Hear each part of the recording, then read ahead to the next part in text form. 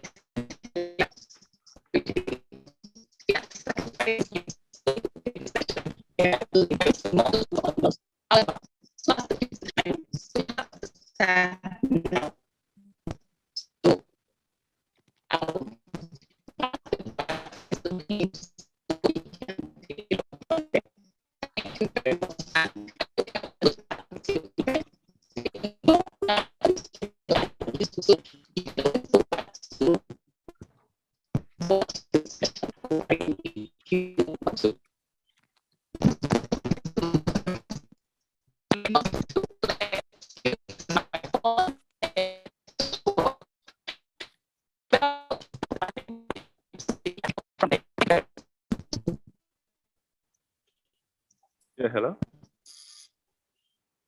Hello, can you hear me? yes, sir. Hello, can you hear me? Yes, yes, I can.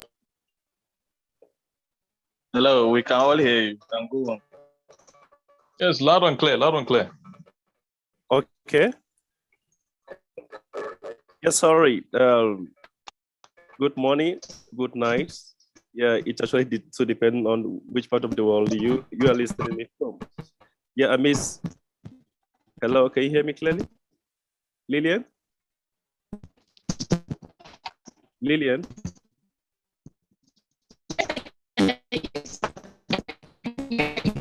I can hear you clearly. Okay, please, can I Yes, go I on? can hear you, sir. Yes, you and can clear. go on, sir. Please go on. We Okay. can hear you. Okay, sorry. Yeah, because I can hear, our voice is actually cracky, right? Yeah, sorry, please allow me to share my screen. Yeah.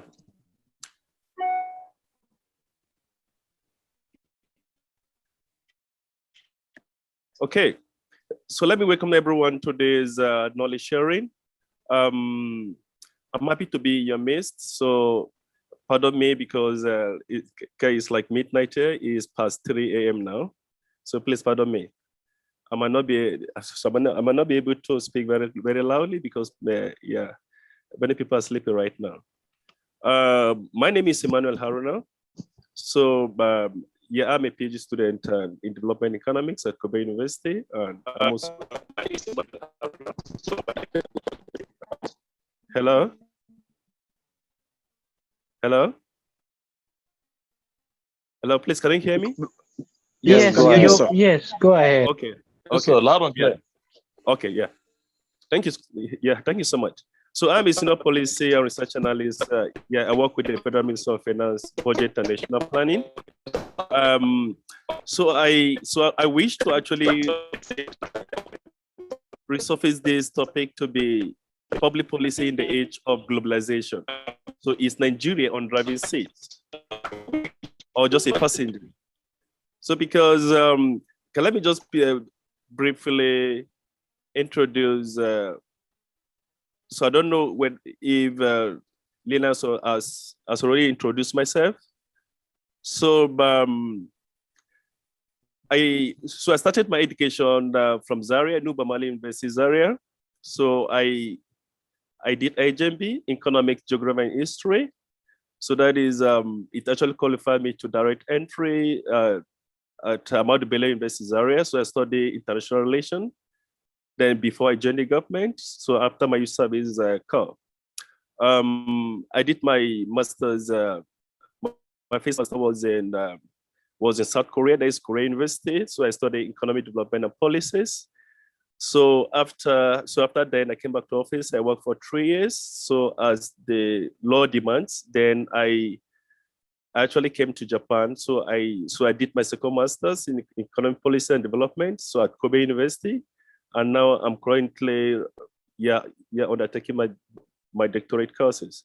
So like I said, and I worked for more than 12 years as senior policy and research analyst at the Ministry of Finance, Budget and National Planning. I'm also the founder and CEO of Grassroots Initiative for Peace, Building and Development International.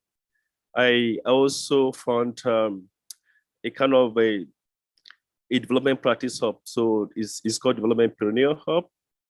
So which I'm currently running. So the style of this presentation is gonna be like kind of a freestyle. So not necessarily like a kind of a lecture. Please feel free to actually ask me any questions. So within the interval. Yeah. So this is the title of the kind of presentation outline that I would love to go through. So I'll look at the reflections, the key questions. So because in economics, so we start with the research questions. Then I'll look at the background of globalization, both the good and bad news, then the nexus, so between the public policy and globalizations. What are the lessons for Nigeria, key issues, and what is the way forward? Then I conclude my presentation, right? So this is my reflection.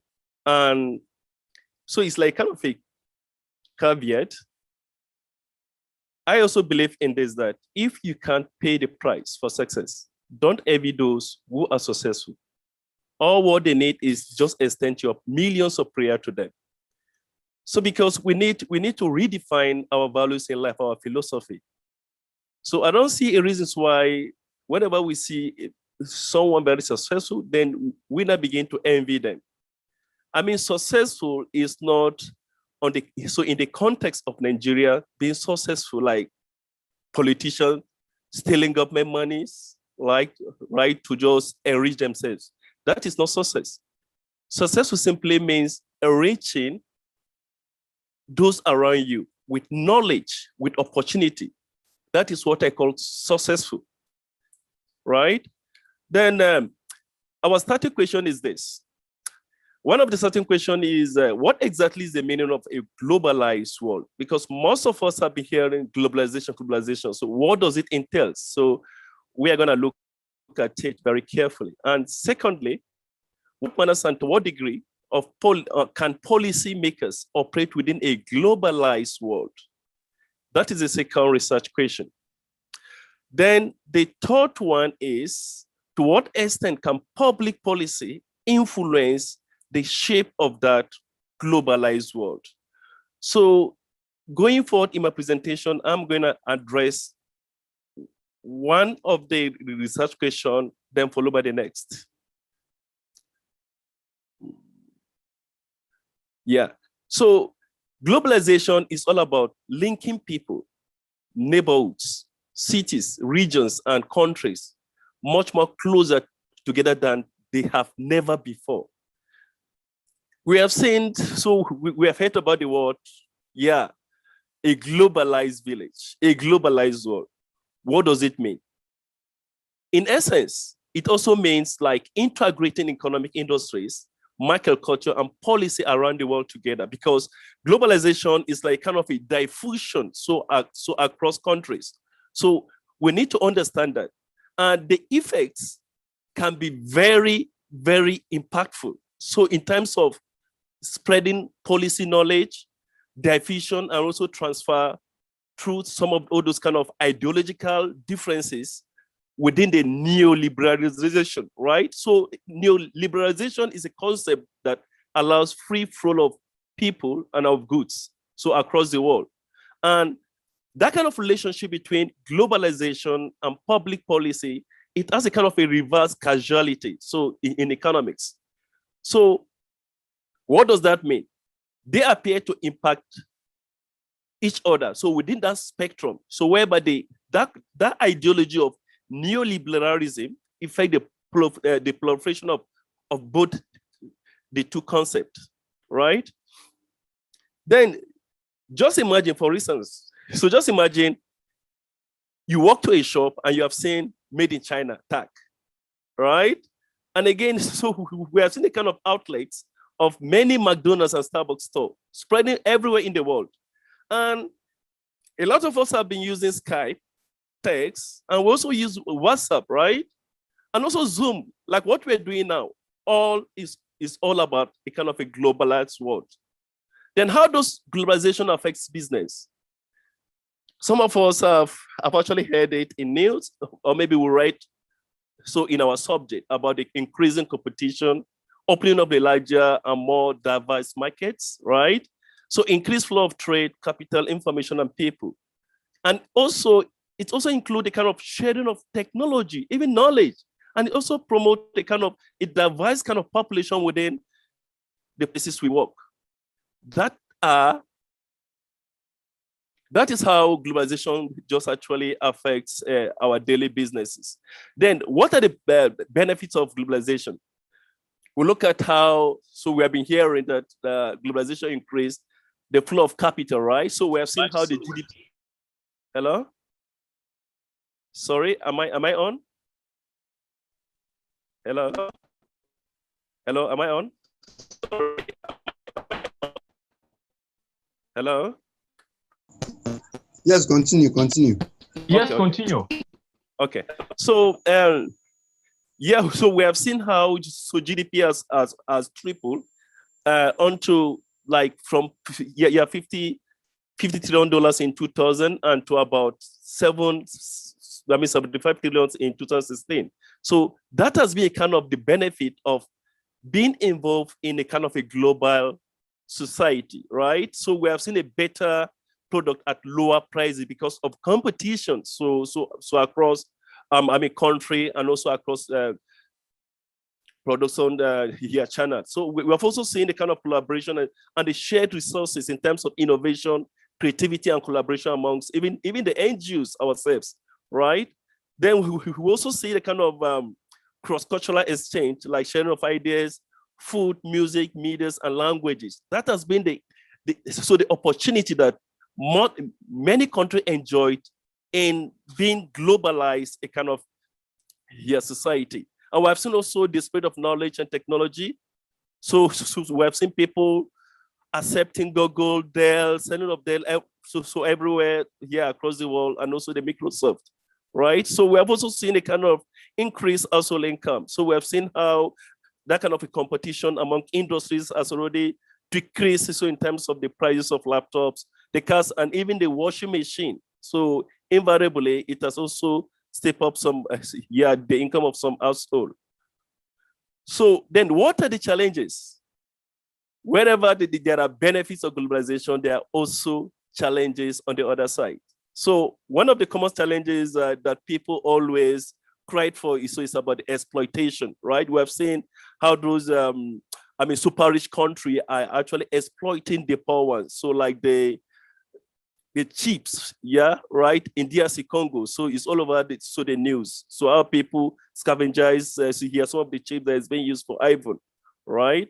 Then we have also seen the kind of bias regulation, right? So advanced countries take advantage of globalization, like to protect themselves against a developing country, right?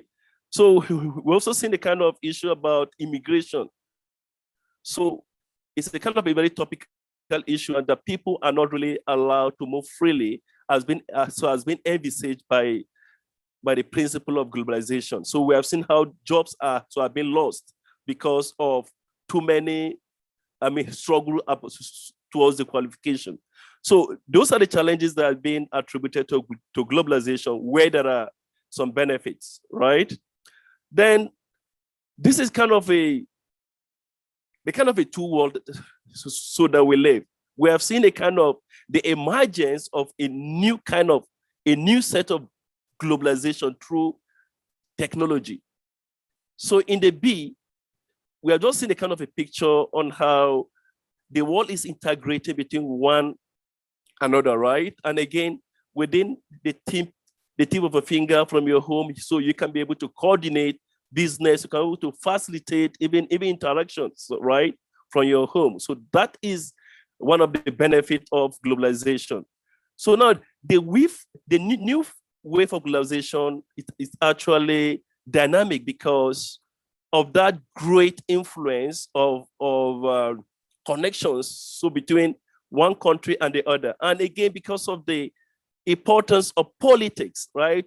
Localized politics and on how it affects our culture. And again, even the media and vis-a-vis also the traveling and our culture that we actually live. Moving forward. So here I actually display kind of a graphic chart on how globalization increases so over time. So we have seen from this table that so in the category of goods and services, goods specifically, so we have seen over the years from 1980 to 2014 on how globalization has increased rapidly.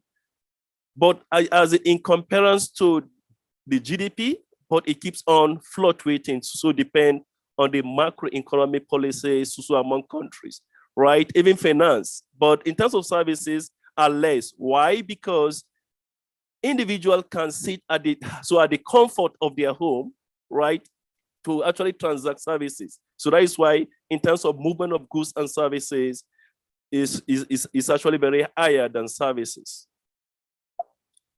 Okay. So what is the good news? This is the part that I'm very much interested in. So, like I said, globalization, it has to do with movement of people, movement of services, movement of trade across country, right, across border. The good news is that Nigerians overseas are doing very well. According to BBC, that Nigeria, the country that loves to overachieve, man, who want try us? Nigeria, they overachieve well. Now, look at this report, is from BBC. They said Nigerians are one of the most successful ethnic groups in the US. That is the influence of globalization. And for Nigerians, our motto has been, Nigeria no dey carry last. Nigeria never come last at all. So that's the kind of image that we have in abroad. That is a good news. And the average Nigerian is hardworking.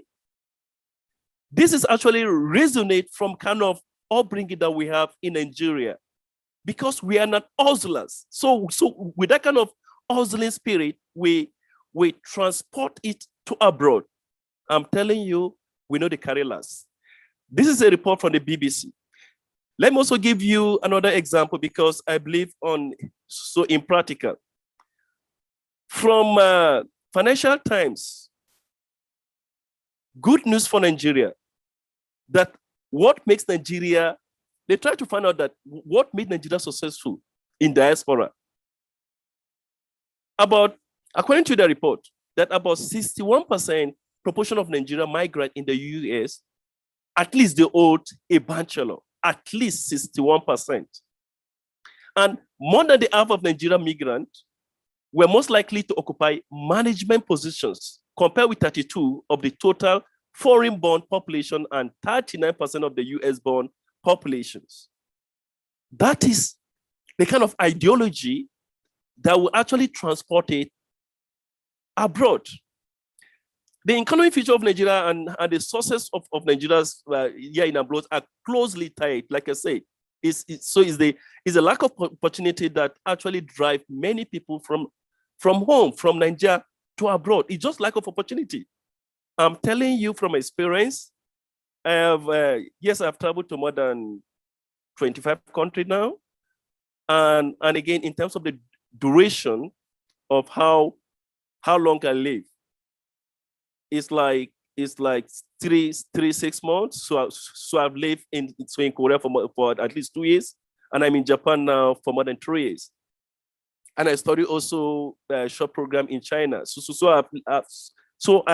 I can be able to compare, right? Nigeria, it's just that a lot of people that I engage in this discussion abroad is just lack of opportunity that drove them from home. And if there are opportunities, imagine if we have opportunity in Nigeria, right? So those are the kind of examples that we're having. But of course, we have bad news. You and I know exactly that there are a lot of bad news that we have in Nigeria. One of the bad news is is that Nigerians are actually, in terms of the terrorism, right? So we are aware. So on the list, we have Nigeria as number 3, the terrorized country in the world. These are also some of the bad news, right? Then, so in terms of the global peace index, so we actually found out that Nigerians are also not a peaceful country, and you can see us down there, 147. We are not a peaceful country. Those are the kind of bad news that we have been hearing about Nigeria. Okay. Then also, in terms of the Human Development Index, that measure so in terms of the quality of life of Nigerians. So from the 2020 has been analyzed in 2019. So we have found out that Nigeria is doing very poorly, 161 on the ranking. We, in terms of the Human Development Indication, measure the quality of life. The quality of life simply means what sustain people, what keep people alive. So those are the kind of development index that has been measured. We are 161, very, very poor result. The bad news also, like we said, Nigeria, so it's all over the news. So like in the Guardian, Nigeria is ranked the 3rd worst nation in new global governance, good governance indicator. So we've heard about this mass abduction for ransom. There is everywhere kidnapping. Nigeria is not safe. It's there all over the news. That is the influence of globalization. So I want us to pay more attention to this. It's very important, because globalization is about our image overseas, right? It's about the movement of people so across border, right? That can also affect our culture. Then research question 2, then how can we nexus both the public policy and globalization? So scholars and even the experts and practitioners, so they are actually very confused about what is the intersection, so let me use that word, between public policy and globalization. And most of it actually resonated from a kind of challenges that those policymakers are facing. Issue of climate change, food and water, development challenges, and again, a host of other terrorism, violence, and even migration. But more interestingly, our domestic policies, public policies, has a way of shaping those kind of public and economic interests in this global village. And that kind of intersection, so between the globalization and domestic policy, explain how policy move from point A and are shared across the group. So like the kind of common kind of a internal policy of America, anywhere you go is America first. That is how the domestic policy is able to shape a kind of a global society we live, right? Then the question now is whether globalization drive public policy must be tackled intelligently and objectively. So that one is in quote, right? But let us look at what is even the public policy itself. So public policy in the simplest definition is a kind of a framework of actions that are consistent with constitutional provisions developed to address public needs. And those public needs may actually differs, like in terms of the legal, the health, social, economic to cultural needs, right? And those kind of needs are things that public policy usually really address, right? But the development of those public policies actually revolve around intense process of engagement and robust consultation, because public policy is not something that one can sit in National Assembly or maybe in the villa and decide the fate of more than 200 million people, right? And again, however, there is this definition of public policy I love most by Thomas Day, or maybe some of you guys have actually come across it. But he said, whatever government chooses to do or not to do is also a public policy. Yes, it's right. Public policy is not what government must do, what government must do. No. If government chooses not to do anything, it's also a policy. For example, so I'll be very specific here, like what is happening in Nigeria about the issue of those bandits and also the IPO. The government can declare IPO as a terrorist group, but it refuses to declare the bandit as also a terrorist group. And on connotation, in terms of definition, what is terrorism?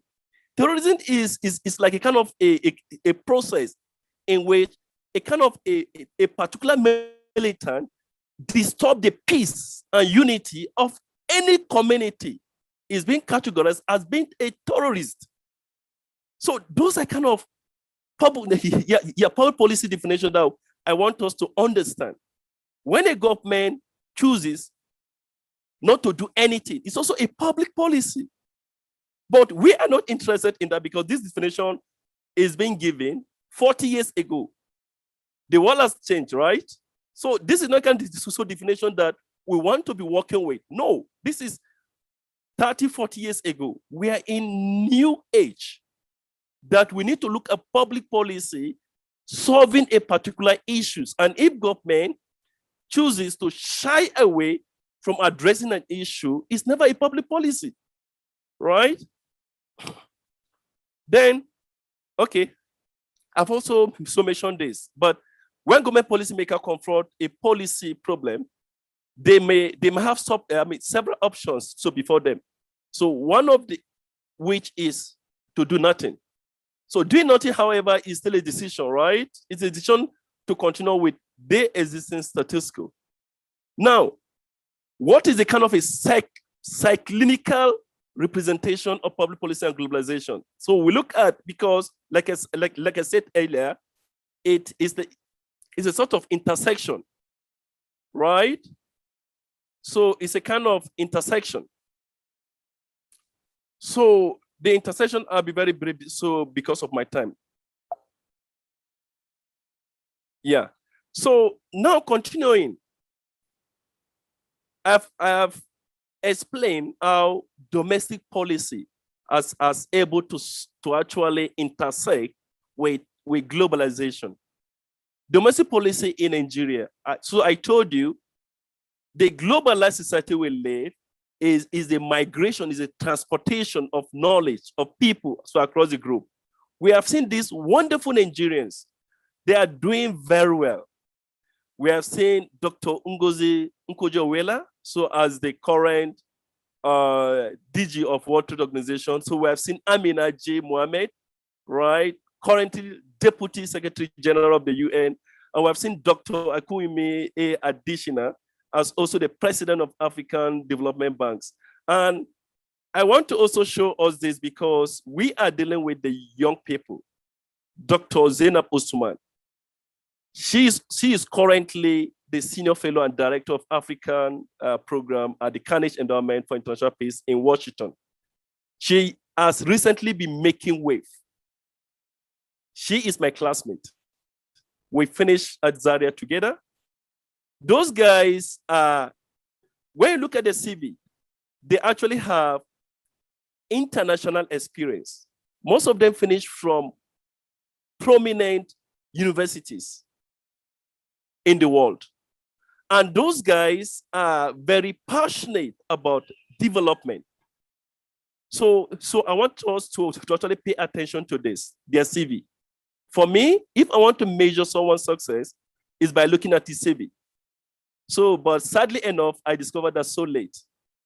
Yeah, so because I'm old now. If I had known, asking my young self when I'm in the university, I would have said, well, immediately I finished my university. Now brought at the 8.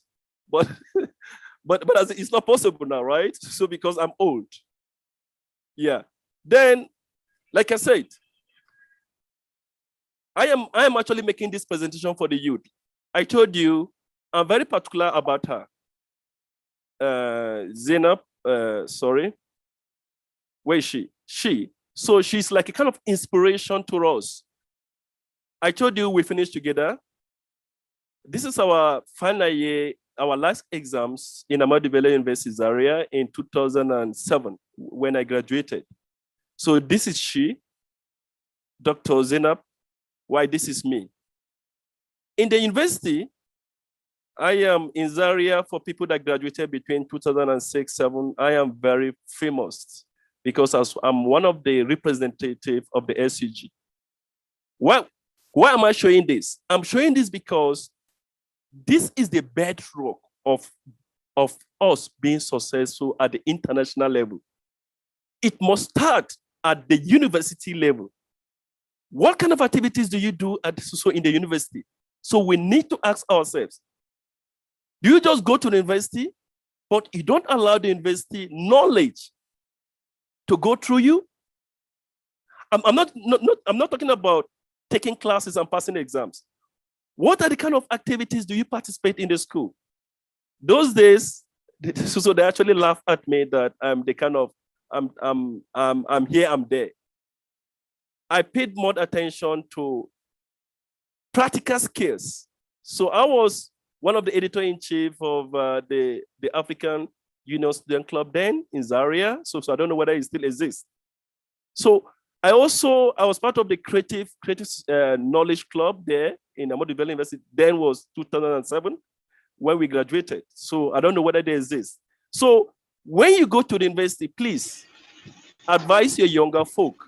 When they go to university, it's not about taking some classes. How could you be so stupid? Telling the mother that I'm sorry. It's not about sitting for exams and passing. Please encourage them to participate in some of all those kind of extracurricular activities. Right? So it's very important. Please, it's my little advice. Yeah, it's my little advice for you. So now, what are the lessons for Nigeria? This one too, please pay more attention to this. Do you know the lessons of globalized society for Nigeria is purely brain drain.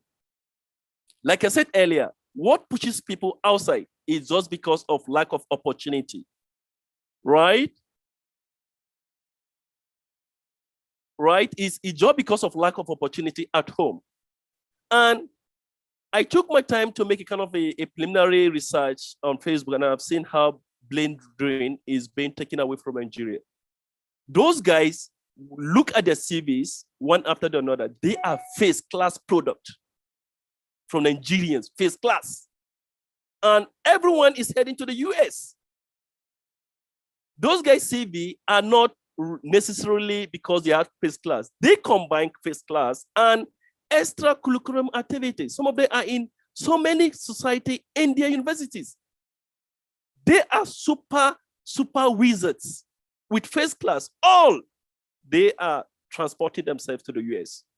I want you to pay attention to that. Then, so those ones are like those guys that got scholarship to the US. And again, it's not only in the US. We have also seen in the days who was called Erasmus. So in EU country, we have seen a lot of Nigerians. Those scholarships are taking the best. They are just leaving the shaft and in Nigeria to actually damage our economy. These are first-class products. And when they are going, I don't have issue of them going, so because I'm also part of them. But my issue is returning back to transfer those knowledge. That is where I have issue with them.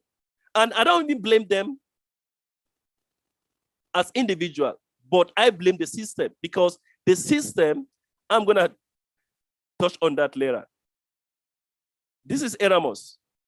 So in 2015, in 2014, we have 727 Nigerians getting those scholarships. And in 2017, recently, we have 1,142 people that actually got the scholarship. Imagine in a single year, a lot of first-class products are moving out of Nigeria. Something that will shock you is here. So here is like, let me show you what will shock you. Okay, look at it. Apart from Indian, Nigeria are also topping, right? 6th in the world. Nigeria is 6th in the world. Numbers of people who are going for the Erasmus.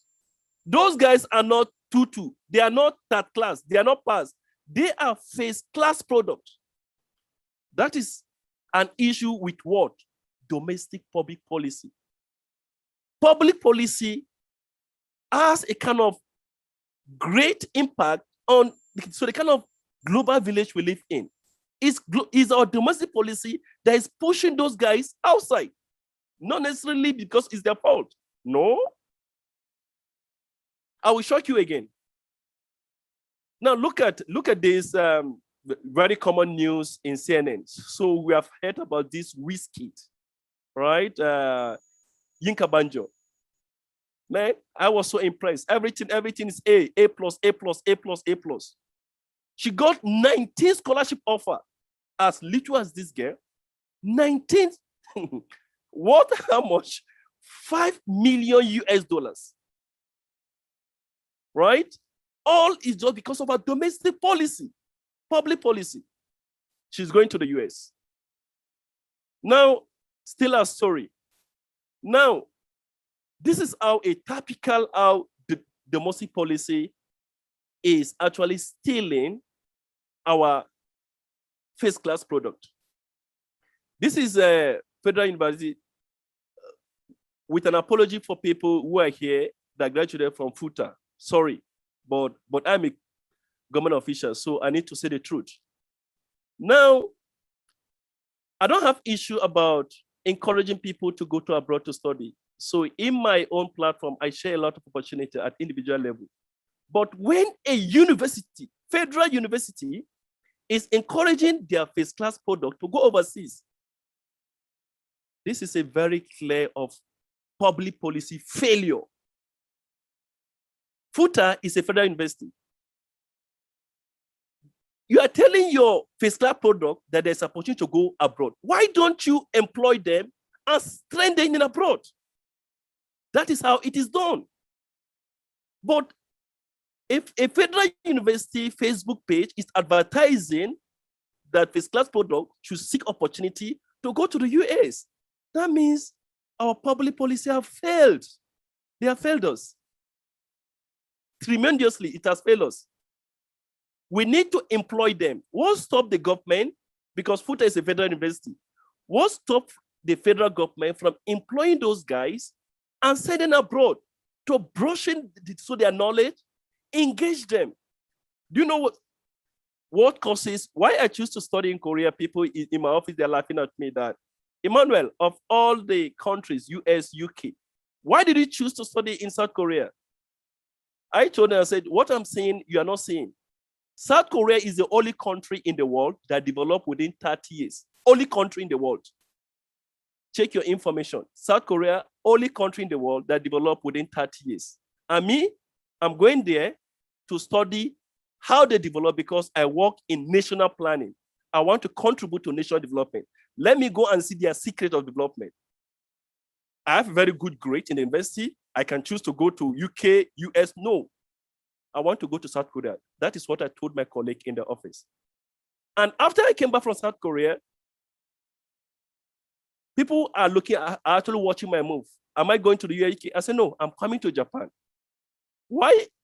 That very soon, so they will actually make me an ambassador to Asian country. Now, key issue, I'm going to round up very soon. So let me just give opportunity for question and answer. So key issues. Most of the key issues that create that kind of intersection between public policy and globalization is governance. Simply governance issue in Nigeria. How did we invest in research and development? I work at the federal level, and I can tell you how much our government is investing in research and development. How about our foreign policy? We say we are the giant of Africa, but are we really the giant of Africa now? In terms of human rights, we have seen abuse. Separation of powers, no. Our National Assembly has become rubber stamp. Public service is an issue. Citizen participation, economic inclusion is an issue. Trust, all this. On education, a state in Kaduna has increased tuition fee. From 40 to 50,000 to about how much did they say? It's like up to is it up to 150 or 200,000? So sorry, I stand to be corrected. So food security is an issue. Crime, security, insecurity everywhere.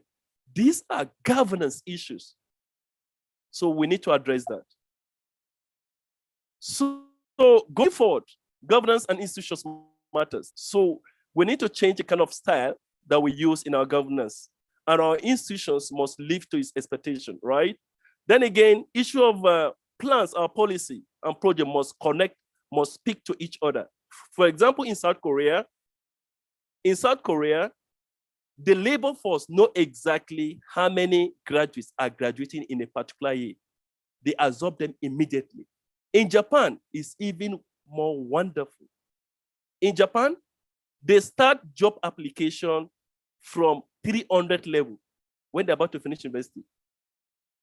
They will get employment later at 400 level. And when they finish, they move to their office. Peace and security is also a problem in Nigeria. So we need to address that, because a country will move forward in terms of developmental processes, outcomes, when it's peaceful. So we need to continue developing our human capital. It's very necessary. Education, education, education. There is no any other option. So, and again, we need to invest massively in research and development.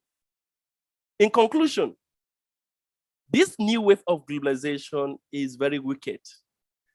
Like what my friend would say, very wicked, very complex, very uncertainty. The survival will always succeed if you keep your public policy, your domestic policy at the edge. Globalization has actually transformed the modern society and will continue to shape the way people travel, even people connect and do businesses, right? So because the economic and cultural consequences that can be difficult is very difficult to navigate, I'm telling you. So government cannot do it alone. So everyone, both the private sector, academia, civil society must also get involved in addressing those questions at the global level. And every citizen should do our part towards nation building. Let me also reiterate what my boss told me then in the office. That Emmanuel, my office, when you go to my office from the gate, you ask who is Aruna, they will tell you what kind of person he is, right? You put a gun straight to my face, I will tell you the truth, right? So because I have a background of the military, my dad was a military officer and is still a retired officer. So since then, I've been living within a kind of confined philosophy.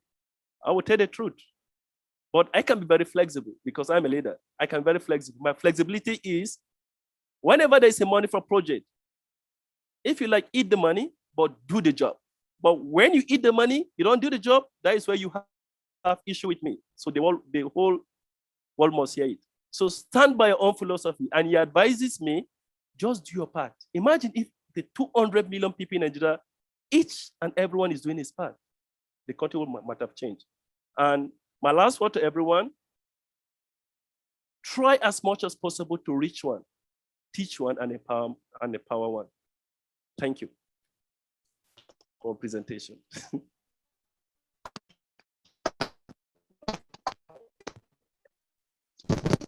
Lillian? Lillian, you're breaking badly. You're really breaking. Thank you very much, sir. Yes. Maybe you should type, Lillian. You're breaking really bad. Lillian?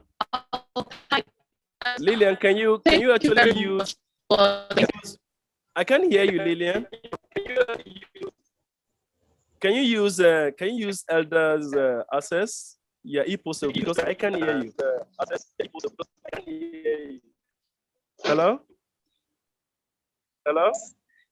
What about now? Can you hear me now? Yes, I can hear you now clearly. So she's typing it. Okay. Yes, sir. I was saying you should please take the questions. I can't say much since my network is very bad. Okay, so let me check the questions.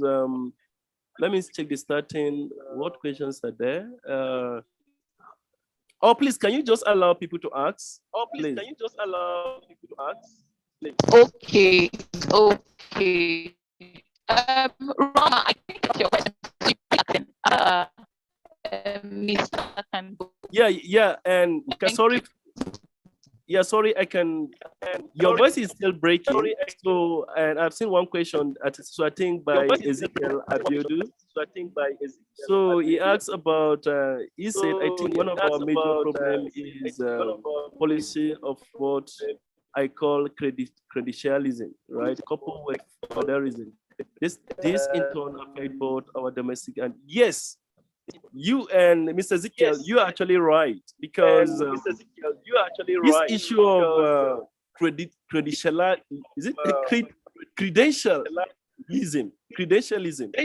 So it's a very huge problem in Nigeria because, like at the federal level, so imagine the kind of a dichotomy between BSc order and HND order in Nigeria is very vast. So up to now, it's a talk of issue at the national assembly, like maybe should they place them at the same cadre or not? And again, in Nigeria, we should pay attention to paper, right? Is it a 2-1 student? Is it a first class student, right? So that kind of thinking must change. Some people are very good in memorizing to pass exams. Someone like me? No. I cannot memorize. I try to understand to pass exam.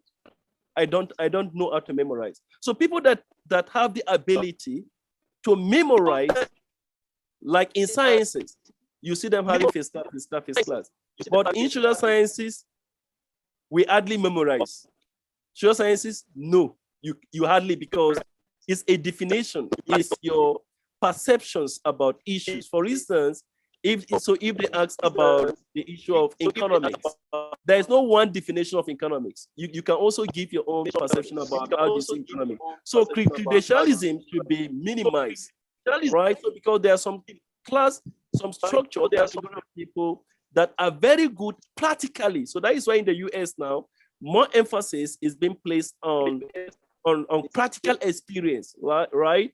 Practical experience can be gotten from polytechnic. So that is why polytechnic is being created. But in Nigeria, we degraded polytechnic to the barest minimum. So I think that issue needs to be. But the issue of federalism, my brother, when we start this discussion, we cannot finish. So because in Nigeria is who you know, right? So, and again, moving to the next question. Sorry, I don't know if I am, so I'm trying to beat my time. So moving to the next question. Talia said, can you please repeat what you said about every undergraduate student should know and should do or know? I didn't quite get what you said. Yes. Yeah, I'm very passionate about that. You said, if you should ask me, what is my regret at 16 years or maybe 18 years? I will tell you, I have a very huge regrets. I am 36 now, very old. You see, I finished my school at the early age. I was part of those people that went to school. You use your hand, your right hand to touch your. So I was part of those guys that went to school then, under the tree. Yeah, under the tree. So I finished my school at the early age. When I went to the university, I was opportune because I'm exposed to those kind of academic. I'm the bookie type.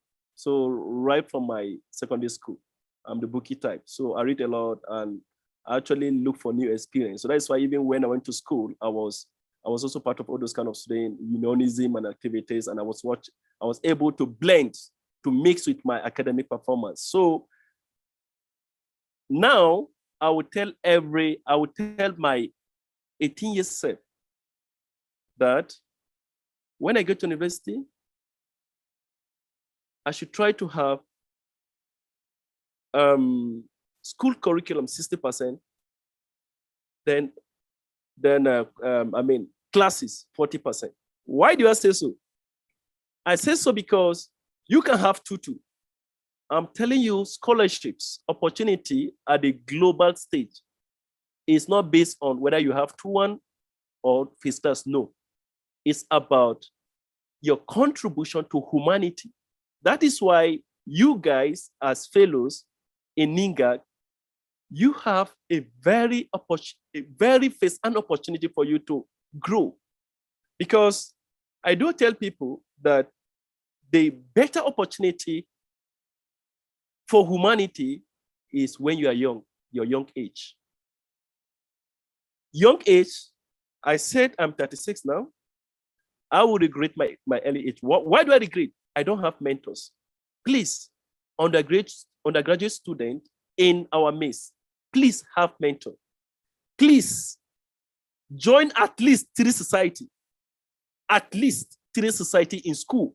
Not only to carry book, go pass exam now. It's not all about life. At the international stage, it's not all about the exams. Look at the CVs of those guys I actually project. It's about understanding the global happenings. And that is why NiGAC is good. NiGAC is brushing your knowledge. Though it's very taxing. Sometimes I have issue with Lillian. Haruna, submit your work. So it's like, So it's like I'm a researcher, so I do a lot of stuff, right? So though, like, yeah, I left office like 3 years ago. So it's a way of me to also brushing off some of my skills, right? Like policy analysis, policy, yeah, making and stuff like that. So please, when you, on undergraduate student, when you're in school, please, I'm begging you, belong to at least 3 clubs, not 1, 2, please 3. Then try to manage it with your academic performance. 2-2 is okay, but don't go below 2-2. 2-2 with your participation in academy. I'm telling you, you have a very good fight at the global level. So that's my advice.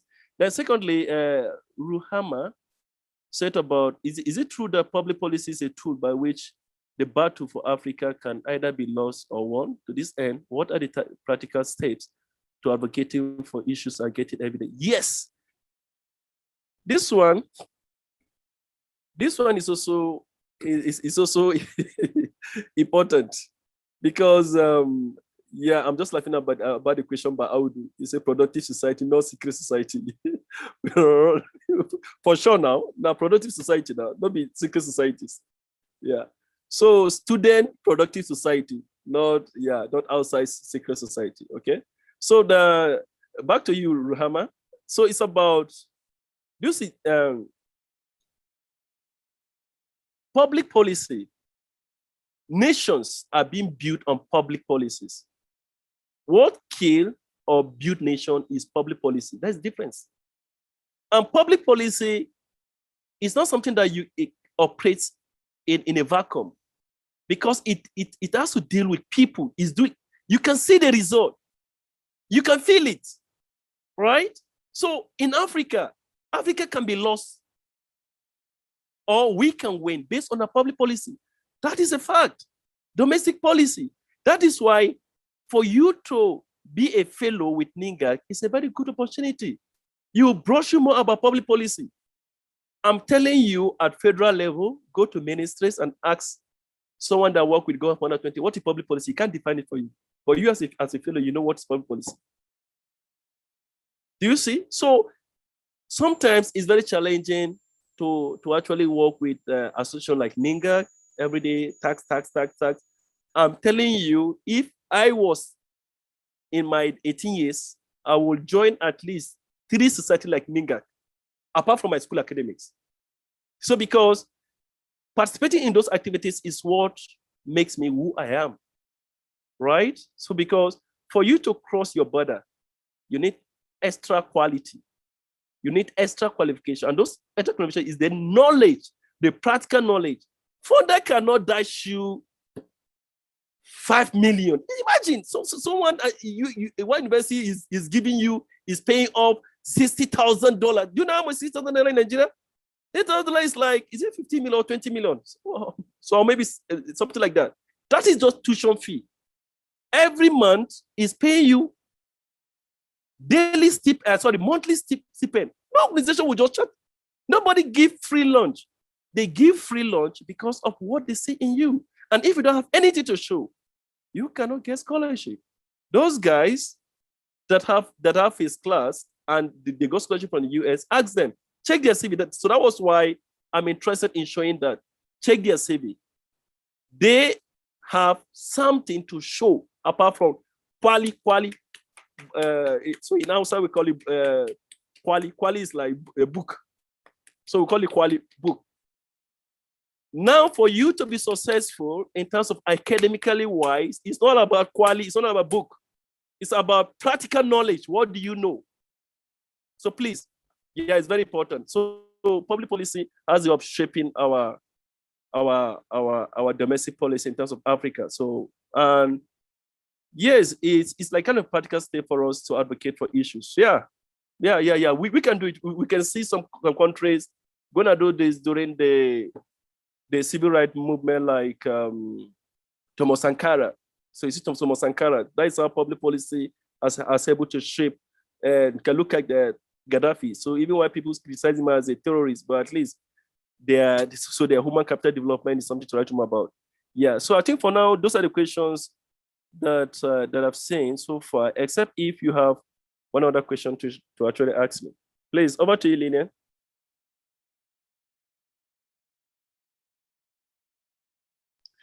Okay, sir. So because my network is bad, I'll have to type. Okay. Yes, Yeah. thank you.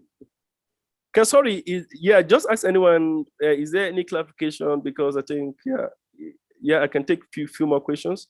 Is there any clarifications? Is there any clarifications or maybe a question that one needs to ask? So please feel free.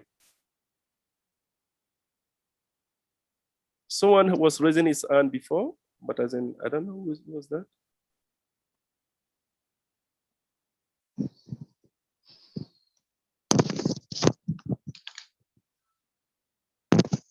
For the person that raised their hand, sir, you've actually answered a question.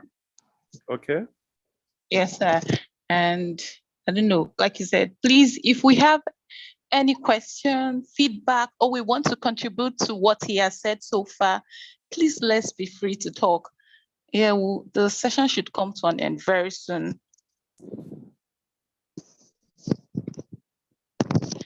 Okay, Mr. Howdo, yeah, you can speak, sir. All right. Thank you very much, sir, for this opportunity to be instructed, be lectured, be taught. I am particularly grateful because you hammered on so many things that young people in Nigeria don't really pay attention to. And the first of which is mentorship.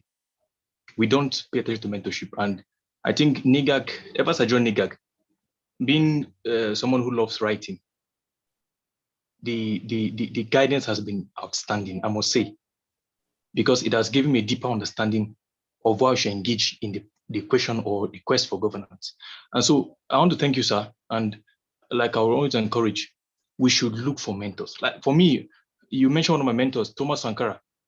It's in the course of studying that I stumbled into the guy, and it's been something. So thank you so much, sir, for the opportunity, and we're grateful. Thank you. Yeah, thank you so much, Mr. Audu.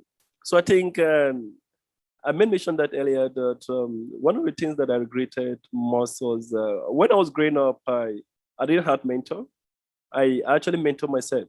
So because I'm kind of someone that I don't learn from my mistake. I learn from the mistake of others. Then I have to be very careful in the future. So I'm a self-study guy. So because so actually I'm a bookie. So I read a lot. So I'm not. If I had mentor then when I was growing up, I think I would have done more exploit because I've wasted after my high school. I finished my secondary school at early age at 16. Then I wasted at home for like 4 years doing nothing. Initially, I wanted to actually go to the military. That is NDA. So because then I didn't have maths, no one to advise me. So it was later I realized that I'm growing old, then I need to encourage myself. I moved directly to do my IGMB. People say, IGMB doesn't have certificate. It's just like another set of jam that pushes you to tonal level. So I moved straight to my IGMB. People asking me, Emmanuel, can you do IGMB? I said, no, I'm going to do IGMB because I'm late, right? So I did my IGMB, then I moved directly to tonal level in Zaria. So if I had mentor then, you will be able to mentor me that whenever I actually, so whenever one road is closed, so I think I should have plan B. So, but that's the benefit of mentor. And again, mentorship, either in person or through a group, as a way of broadening up your knowledge. So that is what coaching mentorship does. So I encourage everyone to be part of it. And so I can tell you, it will really help you in the future. So Amos, you said globalization has brought about neo-colonialism, whereby Nigeria and other developed nations are dependent on developed ones economically, socially, and politically. How do we politicize globalization to make us independent, valuable, domestically, internationally? Yes. So wonderful question, Mr. Amos. Yeah, because sometimes it's like, in a global village is the survival of the fittest. So once you are not fit, you can't survive. So like as Nigeria, how do we survive, right? Become independently at the global village. So it's like a white elephant project. So because ultimately it depends on leadership. So if we have the kind of a right set of leaders that thinks internally, right? So because as an economics, it doesn't make sense. Nigeria should go and borrow money from China. Why we have billionaires in Nigeria? Yeah, so it doesn't make sense. We have billionaires in Nigeria, and the government went to China and borrowed money. And again, in terms of the questioning how so the money is being used is a story for another day, right? So we should look internally, and all depends on leadership.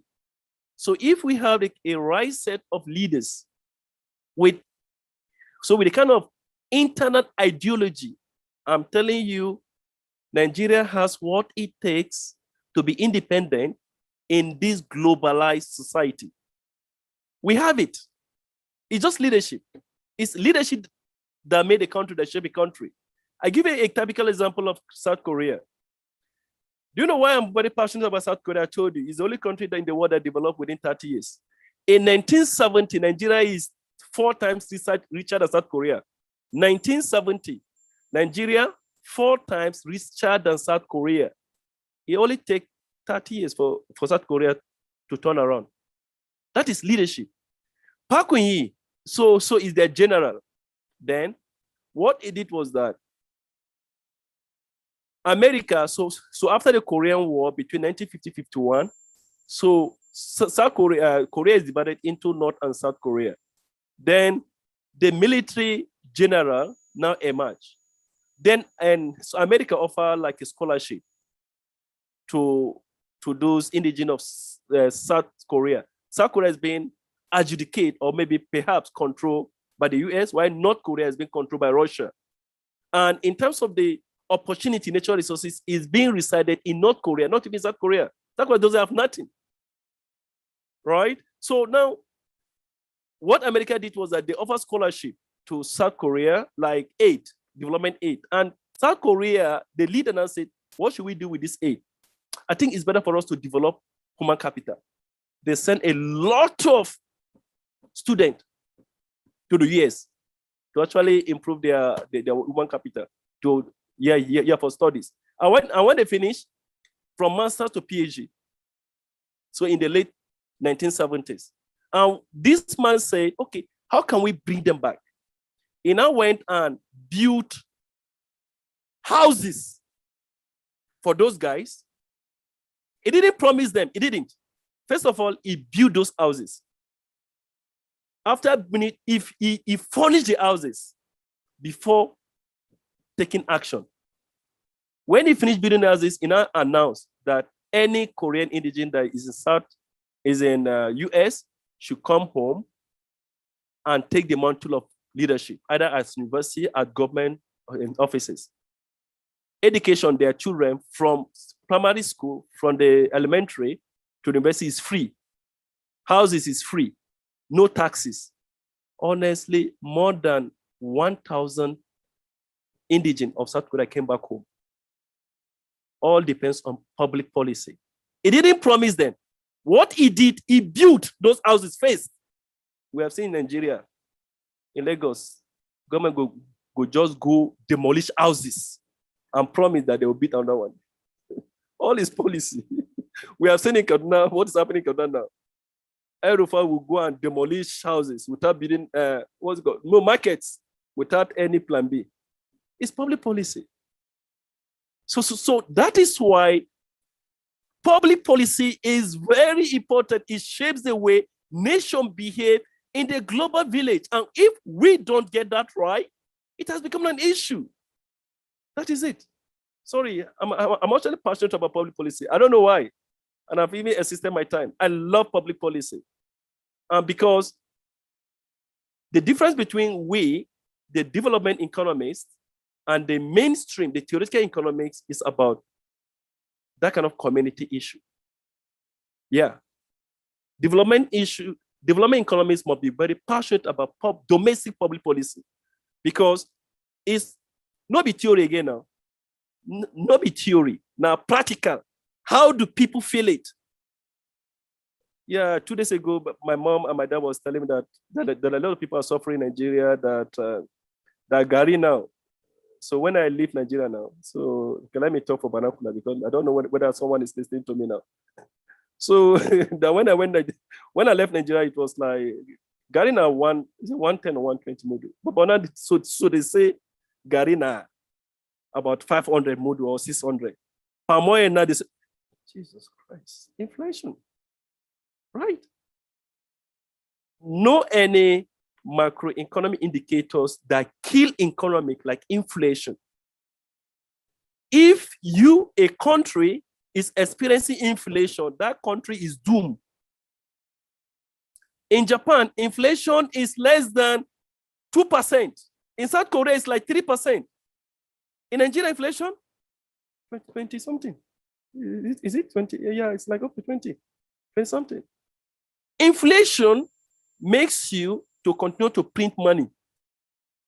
Inflation makes people to turn to armed robbers, because their purchasing power cannot be able to absorb them, their family. It will push people to banditry. Inflation, that is why the first law of economy in terms of national account is addressing the challenge of inflation. Government must do everything possible to keep inflation down. Inflation is a very dangerous virus that can kill or make a country successful. Yeah. Lillian. Yes, sir. If it was possible, you could go on and on, Bert. The time is fast spent, and Yeah, I know exactly. some of our fellows do other things. Exactly, So, sure. Yeah, thank you very much. Like, I keep on saying thank you, because this is not just on policy and globalization. You also give us life lessons, and we are all better, more informed, and more enlightened. I am very sure our fellows would go on social media to post all they've learned. Like, we are rich right now. My head is filled up. Thank you very much, sir.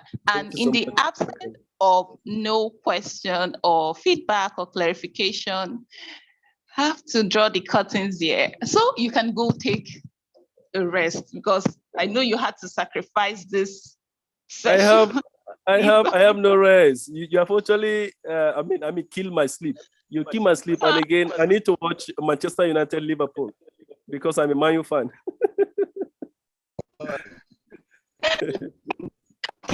So our match is 4:30. Is it 4:30 or 4:15? So I'm not watching the match. Yes, one United. Yes, one United. Okay. Yes. Before those who couldn't attend the session, I don't know if we could get the slides so we can just have it in case of any fellows that ask for it. We can always go back. I can hear you. Please, can you actually return back again? Can you actually? Sorry, it's breaking. Your voice is breaking. If we could get the slide, sir. Okay. If we could get the slide, the PowerPoint slide, sir. Okay, I will just send it across to you. Okay. Yeah. Okay, sir. So everyone will get it in our next newsletter. Once again, thank you very much, sir, and good night, leaders. So, okay. Yeah. Okay, sorry, and Lillian. Sorry, and Lillian. Yes, sir. Sorry, okay, let me just correct some impression now. I'm not in my presentation. I didn't discourage people from pursuing scholarship. I didn't. So what I encourage you, please, if you have opportunity for you to pursue your master's or maybe doctorate program overseas scholarship, please do it. So because it will add value to your globalized perspective. Please do it. It's very important. So in my Facebook page, I advertise for scholarship. I have helped more than 50 people to secure scholarship, but I don't really post it. at individual level, I help people to write their SOP. I help people to write their research plan. I encourage, but what I don't encourage is government creating a kind of environment to push our best brain outside. So the implication is leaving the shaft to destroy the economy. So please, we should be able to retain our best brain by giving opportunity to bring their knowledge overseas and provide them with enabling environment for them to flourish, right? So, and again, why I love studying in Asia, particularly South Korea and Japan, education nowadays is not about Pali, like what my outside brother would say. It's not about the book. It's about behavior. I'm telling you, if you have opportunity, come to Japan and study. You have a different perspective about education. I'm telling you. Those guys that kill our economy, they are graduates from Oxford, Toronto, Manchester, top university, name them. They are the crooks in Nigeria, politicians. Yeah. So if certificate will change our economy, and our economy will have changed, check their CVs. So I don't want to argue with people. All the politicians that we have in Nigeria, check their CVs. They graduate from the best universities in the world. Best universities. So that is to show us that we need to change our attitude, our perception. It's not all about I graduated from Oxford, Toronto University. No, it's about our attitude. And if you have opportunity, please come to Japan and study. Japan has a way of changing your mentality. It blends between your behavior and what you study and correlate with your knowledge, and you'll be happy you did it. So thank you so much. Yeah, so I think that is the way I actually want to conclude it. So please, Lina, so let me just start to watch my football match now. Okay, sir, thank you very much. Okay. Sir. Yeah, bye-bye. Without you, this would have been possible. Thank you very much. Good night, everyone. You can just take your leave. So and the meeting. Thank you.